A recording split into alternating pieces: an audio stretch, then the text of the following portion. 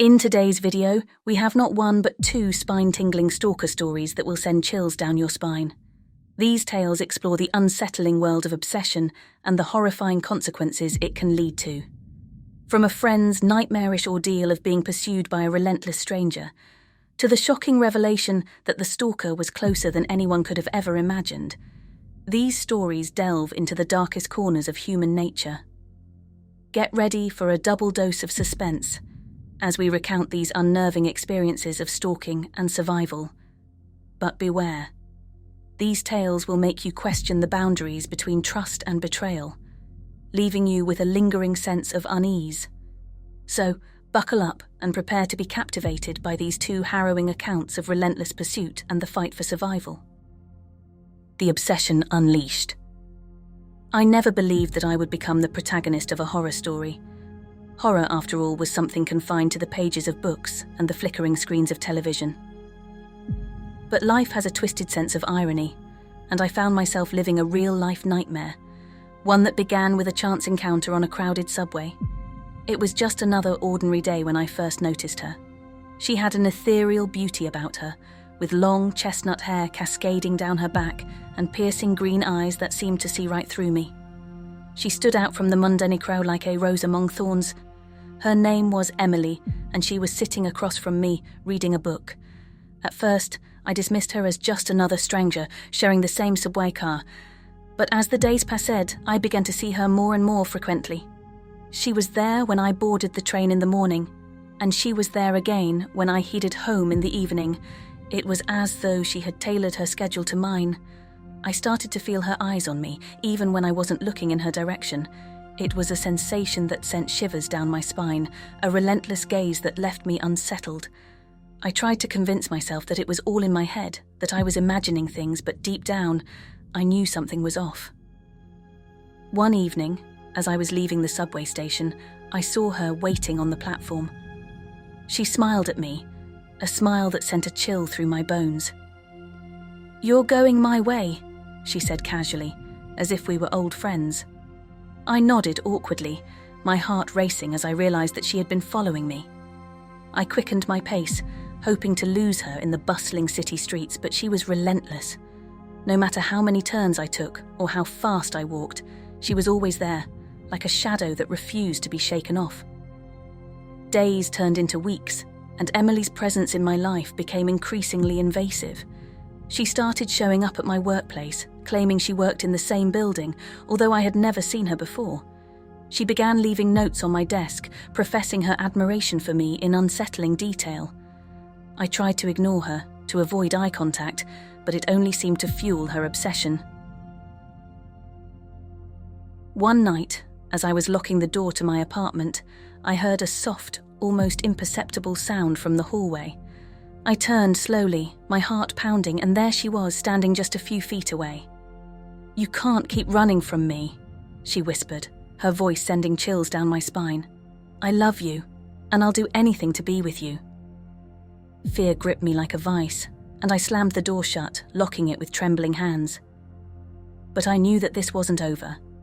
Emily's obsession had reached a terrifying crescendo, and I was trapped in her twisted web. I called the police, but without concrete evidence of a crime, they could do little to help. They suggested I get a restraining order, but Emily always seemed to be one step ahead, eluding their attempts to locate her. My life spiraled into a nightmare. I became a prisoner in my own home, constantly looking over my shoulder, never knowing when or where Emily would appear next. I stopped going to work, lost touch with friends, and lived in a state of perpetual fear. One fateful night, as I lay in my bed, paralyzed by dread, I heard a soft whisper from the darkness. "I can't stand being apart from you any longer," Emily murmured. And then, like a ghost, she materialized at the foot of my bed. I screamed, but she was faster, her hand clamping over my mouth. "Shh," she cooed, her eyes burning with an unholy fire. "Don't be afraid. We were meant to be together." My struggle was futile as she bound me with ropes she had brought with her. She spoke of love, of an unbreakable bond, as she drew a knife from her bag, its blade glinting in the dim light. I was helpless, my life hanging by a thread. As Emily leaned in closer, the blade inches from my throat, I thought of all the ordinary moments that had led me to this horrifying climax. A chance encounter on a subway, a smile that concealed madness, and an obsession that had spiraled out of control. And then, as the cold steel touched my skin, I closed my eyes praying that somehow, against all odds, I would escape this real-life horror story. As Emily's blade hovered dangerously close to my throat, I knew that I had to do something, anything to break free from her grip and escape this living nightmare. Panic surged through my veins, and I summoned every ounce of strength and desperation within me. With a sudden burst of adrenaline, I thrashed my body, throwing Emily off balance. Her grip on the knife weakened, and I managed to kick it out of her hand just in the nick of time. The weapon clattered across the floor, and I scrambled away from her, gasping for breath. Emily's eyes blazed with fury as she lunged at me, but I managed to grab a heavy lamp from the nightstand and swung it at her with all my might. It connected with her shoulder, sending her crashing to the ground with a pained cry. Disoriented and injured, she lay there momentarily stunned. This was my chance. I scrambled to my feet, my heart pounding, and raced to the front door. My trembling fingers fumbled with the locks, but I finally managed to throw it open and sprinted out into the hallway. I could hear Emily's enraged screams echoing behind me as I descended the stairs, taking them two at a time. Reaching the ground floor, I burst out onto the street, my breath forming misty clouds in the frigid night air. I didn't stop running until I was blocks away from my apartment building, my lungs burning and my legs aching. I had to put as much distance between Emily and me as possible. For days, I lived in constant fear, constantly changing my location and staying with friends who were willing to help me. I contacted the police once more, providing them with a detailed account of the terrifying events that had unfolded. They launched a manhunt for Emily, but she remained elusive, leaving no trace of her whereabouts. Weeks turned into months, and the nightmare began to fade into a distant memory. I cautiously returned to work, reconnected with friends, and slowly started to rebuild my life. But the scars of that traumatic experience would never truly heal. I had learned the hard way that real-life horror stories could be more terrifying than anything imagined in fiction. Emily's obsession had nearly cost me my life, and the fear of her sudden reappearance haunted me like a relentless ghost. To this day, I remain vigilant, constantly looking over my shoulder, and living with the knowledge that Emily might still be out there, waiting, watching, and plotting. The line between reality and horror had blurred, and I had become the survivor of a chilling tale, one that would forever remind me of the darkness that can lurk in the hearts of those we least expect.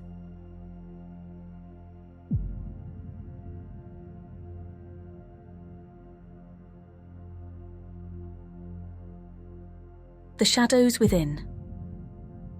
I never thought I'd be telling a story like this, but here I am, recounting the chilling ordeal that unfolded when I found myself entangled in a real-life horror story. It all began on a seemingly ordinary day, as I went about my daily routine. Little did I know that my life was about to take a sinister turn. I had always prided myself on my vigilance, but nothing could have prepared me for the nightmare that was about to unfold. As I walked home from work one evening, I started to notice a figure lingering in my peripheral vision. At first, I dismissed it as mere coincidence, a passerby going in the same direction. But the unease crept in as I realized the same person was always there, following me at a distance. My heart quickened its pace and I glanced over my shoulder, trying to catch a glimpse of the stranger. It was a man, tall and dressed in dark clothing, his face obscured by a cap and sunglasses. The sight sent shivers down my spine, and I quickened my pace, hoping to shake him off. But he kept following me, maintaining the same distance, like a relentless shadow. Panic started to rise within me as I realized that this wasn't just a random encounter, it was a deliberate pursuit. I picked up my phone and called my friend Lisa. Her voice on the other end of the line provided a small comfort in the midst of my escalating fear. "Lisa, I need you to stay on the line with me," I pleaded, my voice trembling. "I think someone is following me." "Are you sure, Sarah?" she asked, concern evident in her tone. "Yes, I've seen him for days now," I replied, my eyes scanning the street for any sign of the stalker. "Stay calm," Lisa said soothingly. "I'm on my way to meet you. We'll figure this out together." I did my best to keep my composure as I continued walking, my heart racing with each step. The voice on the other end of the line provided a lifeline, a connection to the outside world, in the face of this eerie presence. As Lisa approached, her presence brought a sense of relief. The stalker seemed to fade into the background for a moment, and I allowed myself to believe that we had escaped his clutches. But that illusion was shattered when, as we walked together, I felt a tap on my shoulder. I turned to see the stalker, his cold eyes locked onto mine. He spoke, his voice low and chilling. "You can't escape me, Sarah," he hissed, his words sending a chill down my spine. "I'll always be watching." I froze, unable to respond, as he turned and disappeared into the crowd. Lisa and I stood there, trembling with fear, as the reality of the situation sank in. "What do we do, Lisa?" I whispered, my voice barely audible. "We need to get to safety," she replied, her determination evident. "Let's go to the police and report this immediately." We made our way to the nearest police station, and I provided them with a detailed description of the stalker.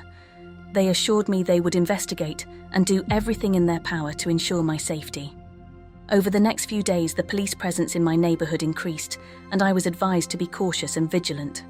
My daily life had transformed into a constant state of paranoia, with every shadow and every passerby sending my heart racing.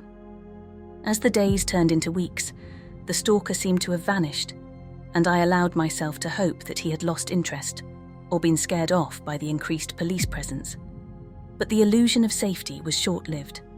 One night, as I lay in bed, my phone buzzed with an incoming text message.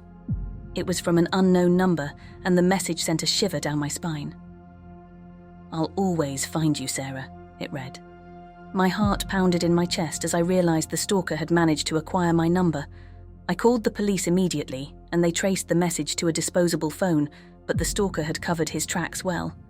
Days turned into sleepless nights as the messages continued, each one more chilling than the last.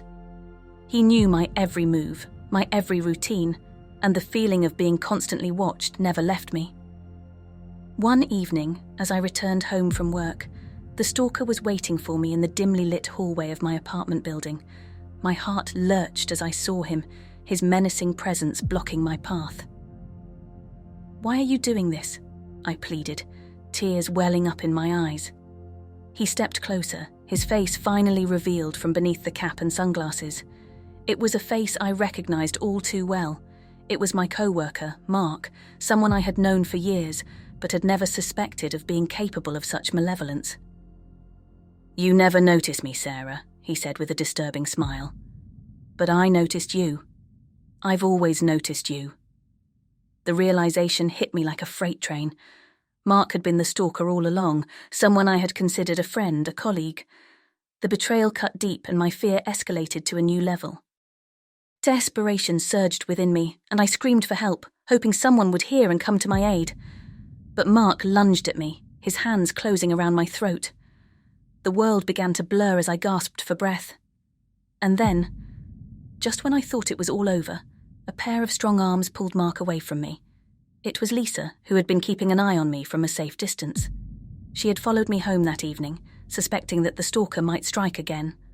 The police arrived soon after, and Mark was apprehended, his reign of terror finally brought to an end.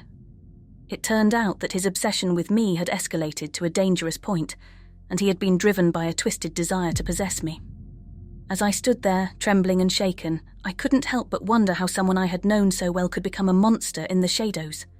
The horror of that experience would stay with me forever, a stark reminder of the thin line between trust and betrayal, and the darkness that can lurk within even those we think we know. Thanks for watching. To support us, please like and subscribe.